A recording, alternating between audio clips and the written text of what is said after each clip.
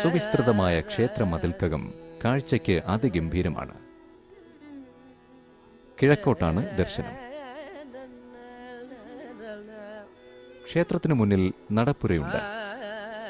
അവിടെയാണ് ശ്രീവല്ലഭന്റെ പ്രിയ വഴിപാടായ കഥകളി നടത്തപ്പെടുന്നത്.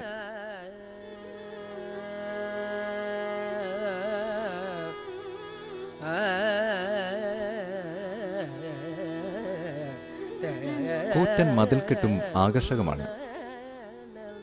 500 അടിയിലധികം നീളമുണ്ടത്രേ ഓരോ വശത്തിനും.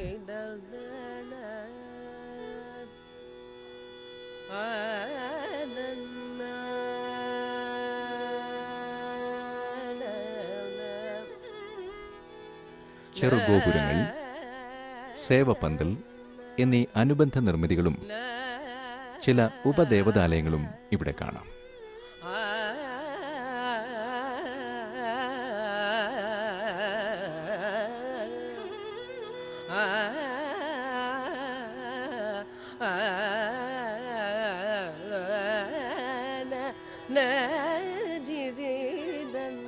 സാധാരണ മഹാക്ഷേത്രങ്ങളിൽ പതിവുള്ളതുപോലെ ചെരാതുകൾ ഘടിപ്പിച്ച ചുറ്റുമതിലും മനോഹരമാണ്.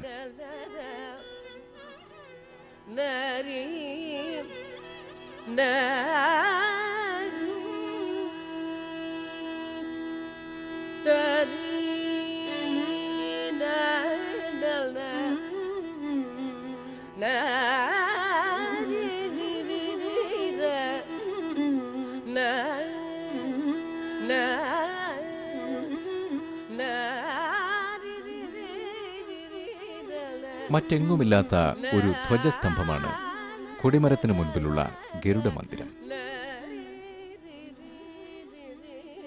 വല്ലാത്തൊരു സുഷമയാൽ അനുഗ്രഹീതമാണ് അത്.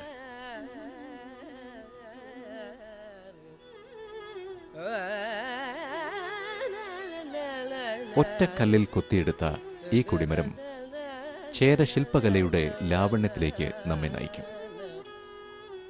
പെരുന്തച്ഛനാണ് ഇത് നിർമ്മിച്ചത് എന്നാണ് ഐതിഹ്യം. ഉദ്ദേശം 3 അടിയോളം ഉയരമുള്ള പഞ്ചലോഹ നിർമ്മിതമായ ഒരു ഗരുഡൻ കൊടിമരത്തിന് മുകളിലിരിക്കുന്നു. ഈ ഗരുഡ ശില്പത്തെപ്പറ്റി ഒത്തിരി ഐതിഹ്യങ്ങൾ പഴമക്കാർക്ക് ഓർക്കാനുണ്ട്. ഭൂമിക്കടിയിൽ ജലനിരപ്പ് വരെ 50 അടിയും മുകളിൽ 50 അടിയും ആണത്രേ ഇതിന്റെ വലിപ്പം. 1 മീറ്റർ മാത്രമേ ഈ സ്തംഭം പുറത്തു കാണാനുള്ളൂ. വളരെ അസാധാരണമായ ഒരു നിർമ്മാണമാണിത്. വിഘ്ന നിവാരണത്തിനായി നാളികേരമുടയ്ക്കുക തുടങ്ങിയ വഴിപാടുകൾ ഗരുഡ സന്നിധിയിൽ നടത്തപ്പെടുന്നു. പ്രധാന പ്രതിഷ്ഠയ്ക്കൊപ്പം ഗരുഡനും ഈ ക്ഷേത്രത്തിൽ ഏറെ പ്രാധാന്യമുണ്ട്.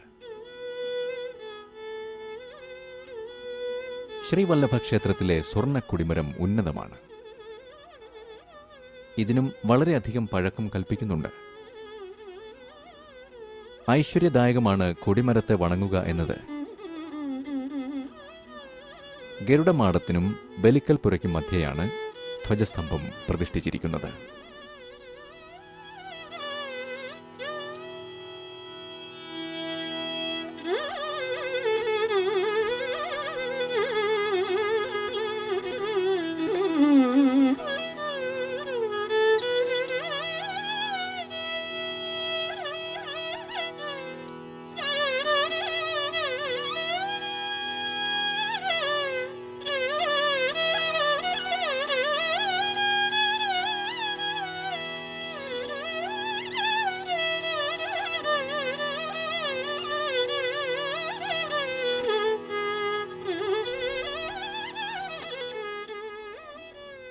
ഒരു മഹാക്ഷേത്രത്തെ സംബന്ധിച്ചിടത്തോളം അവിടുത്തെ ഓരോ നിർമ്മിതിക്കും ശാസ്ത്രീയമായ പശ്ചാത്തലവും അനുപാത ബന്ധവും അത്യാവശ്യമാണ്.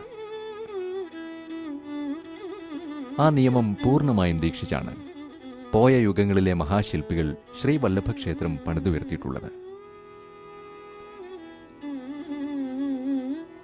ഇവിടുത്തെ ബലിക്കൽ പുരയുടെ സംവിധാനവും ഈ പറഞ്ഞ കലാതത്വം പിന്തുടർന്ന് നിർവഹിച്ചിരിക്കുന്നു.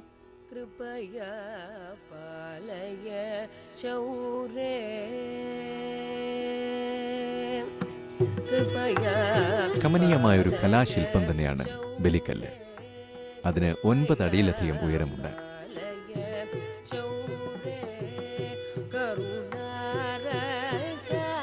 സിംഹങ്ങളുടെ രൂപങ്ങളും ദേവതാ വിഗ്രഹങ്ങളും കൊത്തുപണികളും ബലിക്കല്ലിനെ അലങ്കരിച്ചിരിക്കുന്നു.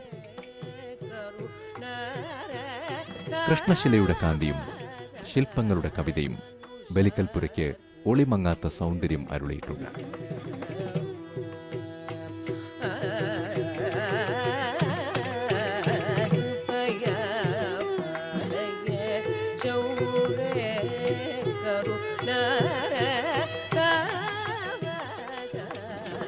കേരളത്തിലെ ശില്പകലയുടെ നാൾവഴി ചരിത്രം അപഗ്രഥിക്കുമ്പോൾ ക്ഷേത്ര നിർമ്മാണ കലയ്ക്ക് ഗണ്യമായ സ്ഥാനമുണ്ട്.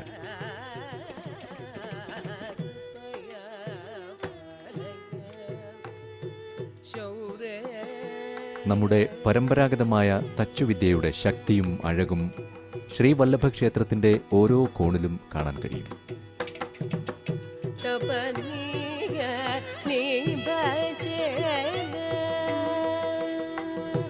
ഗതകാലത്തിന്റെ പ്രൗഢികളും പെരുമകളും അന്വേഷിച്ച് നടക്കുന്നവർക്ക് ശ്രീവല്ലഭ ക്ഷേത്രത്തിന്റെ ശില്പഭംഗി ആനന്ദകരമാണ്.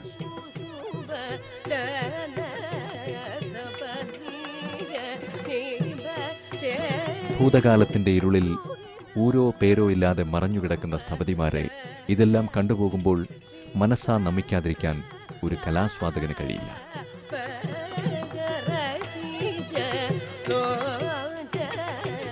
കാലത്തിന്റെ കുസൃതികളെ മറികടന്ന് ഈ ശില്പങ്ങൾ അനശ്വരതയിലേക്ക് കുതിക്കുകയാണ്.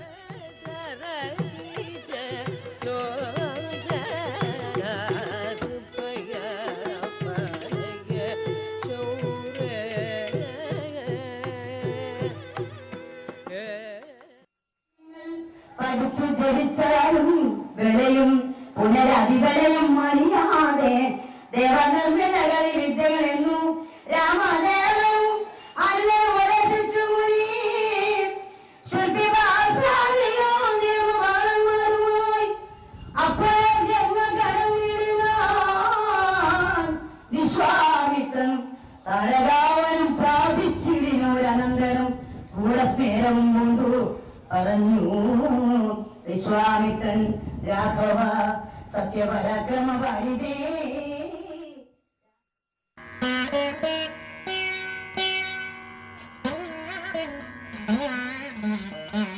കേരളത്തിൽ അനേകം വിഷ്ണു ക്ഷേത്രങ്ങളും വിഷ്ണുവിന്റെ അംശാവതാര ക്ഷേത്രങ്ങളുമുണ്ട്.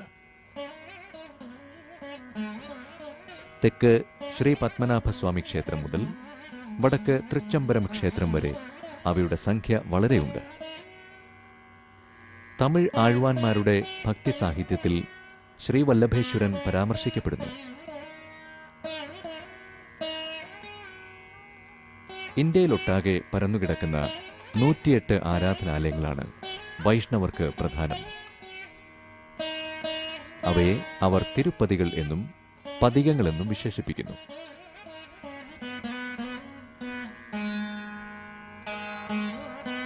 ഈ 108 തിരുപ്പതികളിൽ അഥവാ പതികങ്ങളിൽ 13 എണ്ണമാണ് കേരളത്തിൽ സ്ഥിതി ചെയ്യുന്നത്. അവയിൽ ശ്രീവല്ലഭ ക്ഷേത്രവും ഉൾപ്പെടുന്നു. ശ്രീവല്ലഭ ക്ഷേത്രത്തിലെ പൂജാരീതികൾക്കുമുണ്ട് പല പ്രത്യേകതകളും. സൃഷ്ടി, സ്ഥിതി, സംഹാരം എന്നിങ്ങനെയുള്ള വ്യത്യസ്ത ഭാവങ്ങൾ മഹാവിഷ്ണുവിന്റെ തേജസ്സുകളായി സങ്കല്പിച്ച് 5 നേരത്തെ പൂജ നടത്തുകയെന്ന സങ്കീർണമായ ഒരു ആരാധനാക്രമമാണ് ഈ ക്ഷേത്രത്തിൽ അനുവർത്തിച്ചു പോരുന്നത്. അതിഗഹനവും കർക്കശമായ വേദവിധികൾ അടങ്ങുന്നവയുമാണ് ഈ പൂജാ സമ്പ്രദായം. യാന്ത്രിക യുഗം തീർക്കുന്ന വ്യാകുലതകളിലും വിഷമ സമസ്യകളിലും പെട്ട് ഉഴലുകയാണ് ആധുനിക മനുഷ്യൻ.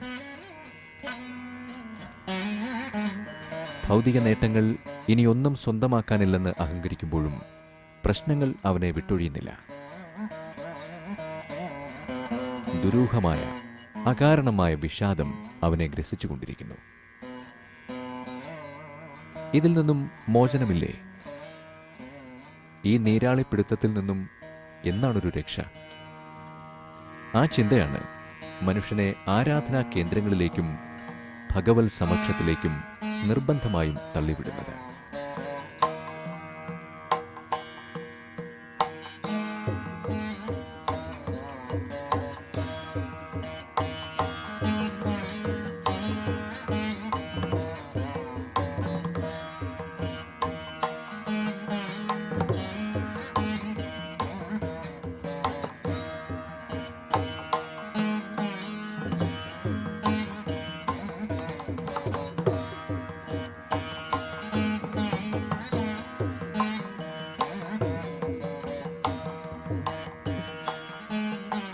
എല്ലാ മഹാക്ഷേത്രങ്ങളും ദൈവമന്ദിരങ്ങളും ശാന്തിയുടെ ഉറവയാകുന്നതുപോലെ ശ്രീവല്ലഭസന്നിധിയും അശരണരുടെ ആശാകേന്ദ്രമാവുന്നു. കലയുടെ കൈവളക്കിലുക്കം കൊതിക്കുന്നവർക്ക്, മനഃശാന്തി അന്വേഷിക്കുന്നവർക്ക് എല്ലാം ശ്രീവല്ലഭക്ഷേത്രം ഒരു അഭയസങ്കേതമാവുകയാണ്.